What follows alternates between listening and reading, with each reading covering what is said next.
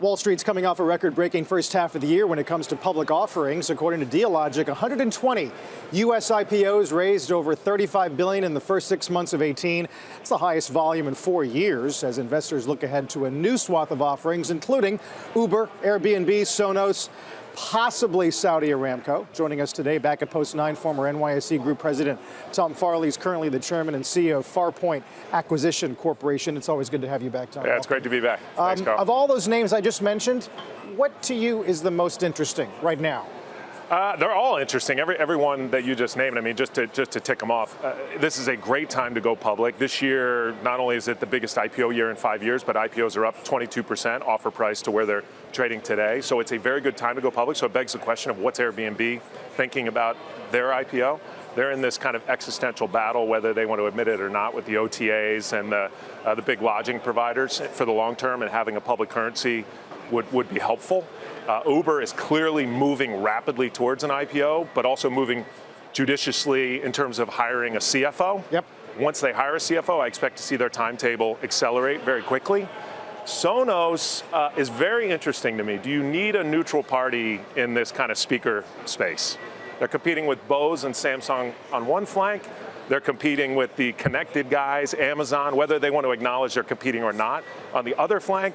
And they want a software multiple, 3-4 times revenue, not a hardware multiple, half a times to 1 times revenue. Sure. So I'm very eager to see how that plays out. And then the big one. Saudi Aramco. Yeah.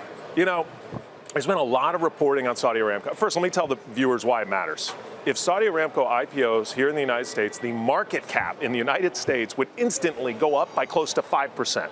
That's how big this company is. It would be potentially the biggest in the world.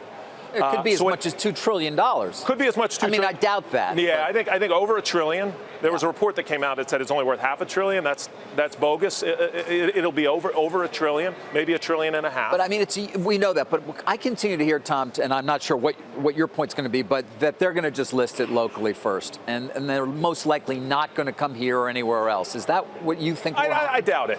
I don't think they will list in Tadao, because Tadao is just, I think it has 500 billion of market cap. It doesn't have international investors. They have two choices. They come list in the United States, or they don't list at all. That's my view. The U.S. has 40 trillion of market cap, 50 trillion of market cap. London, by comparison, has 3 or 4 trillion, or they don't list at all. And I spent a lot of time in the kingdom. I know a lot of people involved here, and I will tell you, this all comes down to His Royal Highness Mohammed bin Salman. If he wakes up one day, when he's done with a lot of the conflagrations he's dealing with in Syria, Yemen, and Qatar, and says, we're doing this IPO, then the IPO is going to happen. Well, I wonder if the higher oil prices change the calculus on that. Both ways. I think it helps the valuation, which he cares deeply about, but it also makes it a little easier on their budget because they have more dough to be able to fund the other initiatives that he's spearheading.